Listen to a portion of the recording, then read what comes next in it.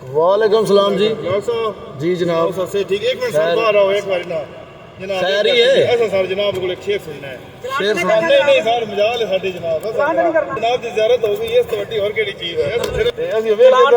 नहीं ਹੁੰਦਾ महफिल दा भी पूछना शेर सुनाओ दा निकली कि सज्जना नाल वफार न करिए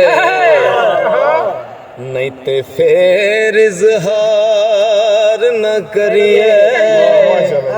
ओ सज्जन लख गुनाही होवे ओ दे ऐब शुमार न करिए सज्जन पावे बन जाए दुश्मन ओ दे उत्ते वार न करिए आज़म यार दे मरने मरिए नहीं तो पहले ही प्यार न करिए नहीं तो पहले ही प्यार न करिए ओ महबूबा ते नुकता चीनी ओ यार पुलिस वाले दे पैसे भी रोज रोज नहीं मिलते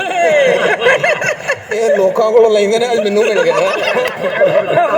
बड़े बड़े बरकत वाले पैसे ने ओ महबूबा ते नुकता चीनी जेड़ा करन तो बाज नहीं आंदा असल मुनाफिक जानी उसनो ते ओ झूठा प्यार जतांदा ओ सानू दसिया इश्क दे मुफ्ती जेड़ा मुड़ मुड़ फरमांदा आज़म जिथे दिल लग जावे ओथे ऐब नजर नहीं आंदा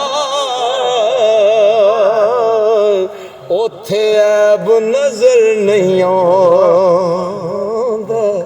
लो जनाब ताकलो ਤੁਹਾਡੇ ਬਲਾਲ हैदर साहब ने मोहब्बत शदीद गर्मी ਵਿੱਚ